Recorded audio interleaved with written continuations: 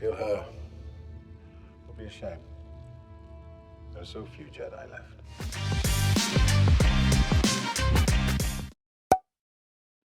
So it's a new week and we've got a new Star Wars show. As always, I'm Al, this is the Geek in Review, and I'm going to be talking about episodes 1 and 2 of Ahsoka, so if you haven't seen it, this will contain spoilers.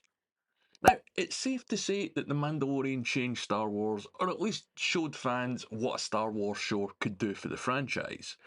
With groundbreaking special effects drawn on Eastern and Western cinema styles to introduce a fresh new take to a franchise, which has taken more blows than it's landed the last decade, let's be honest.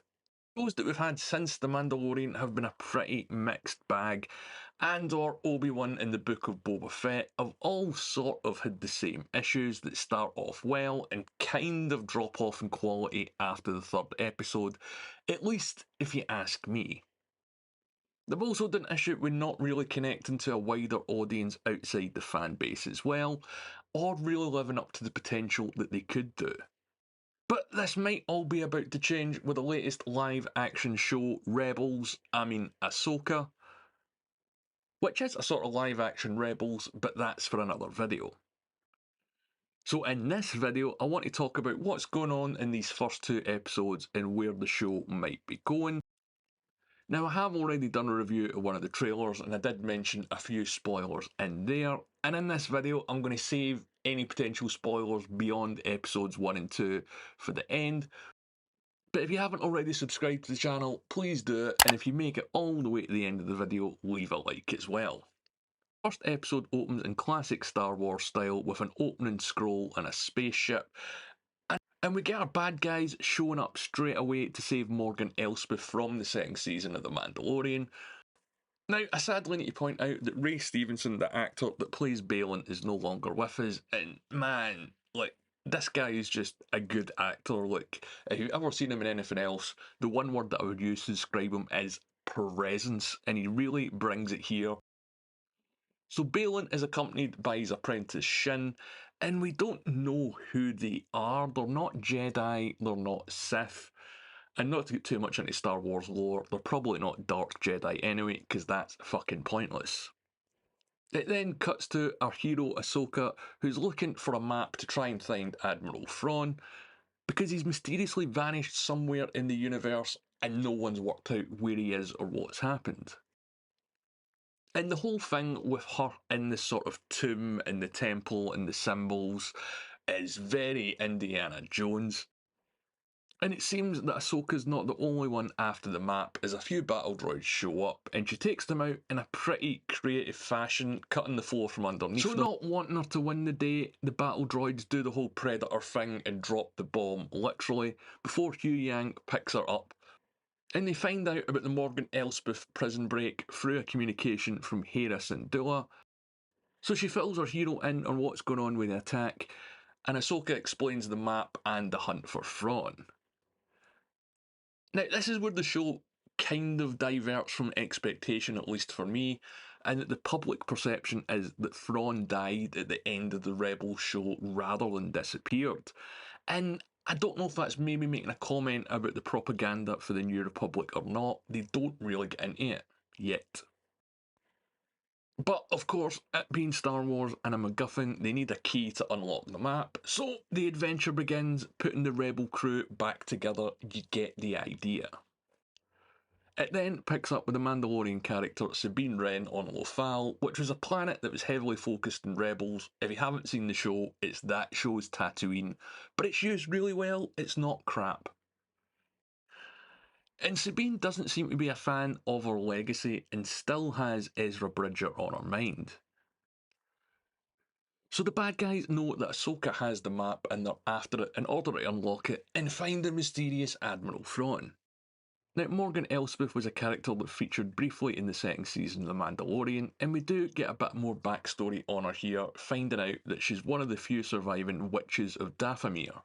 So think using the Force more as magic, and that's going to be important later on in the season. Trust me on that. How the Force is used and how it's perceived by others outside the Star Wars galaxy that we know so far is going to be a huge arc in this show.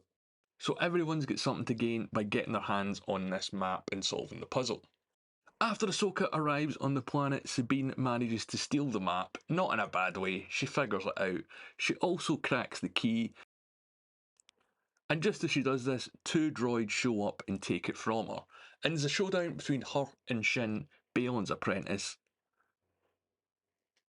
And judging from the promotional material, it's not the only fight we're going to get between these two this season.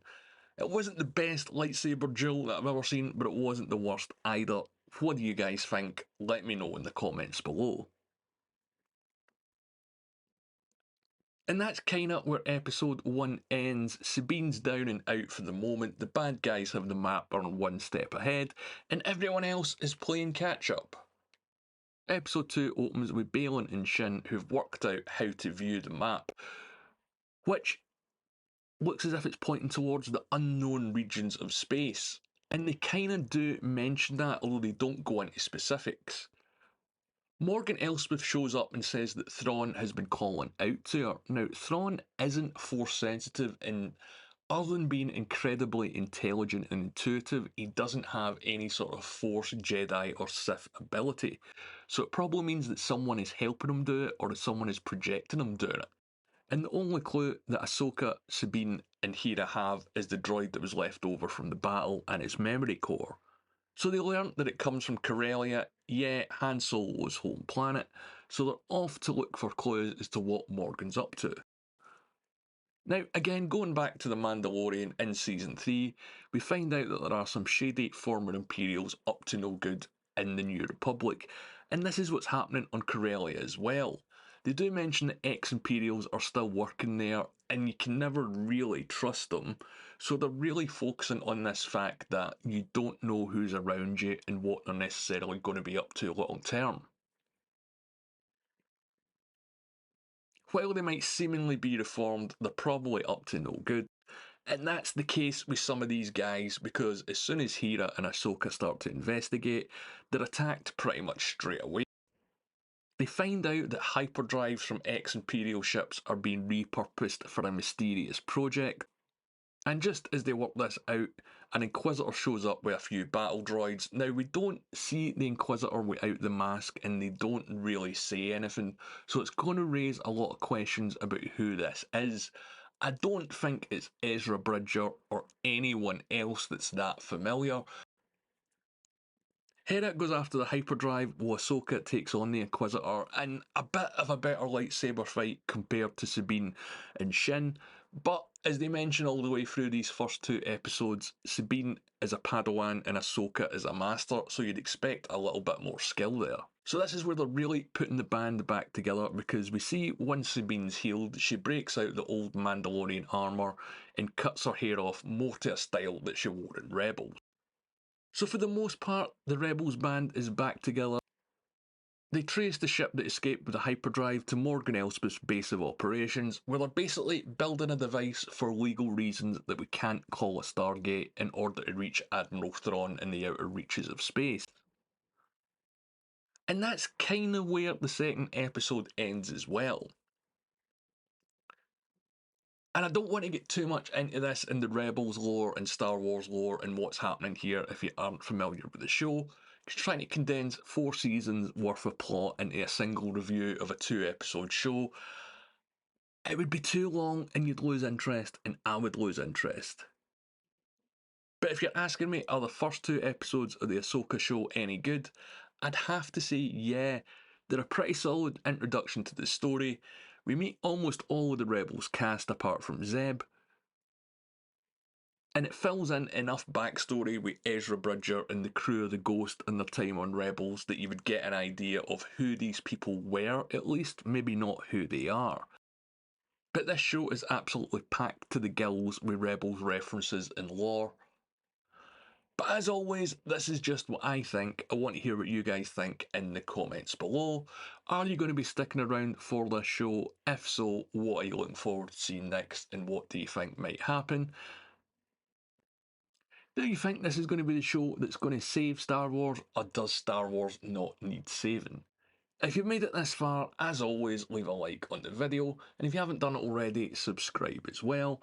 I'm going to be posting more videos regarding Rebels and some of the characters and plot points that popped up there to make this a little bit more easy to digest, so make sure you've got the notifications turned on so you don't miss it. And as always, my name's Al, thanks for watching.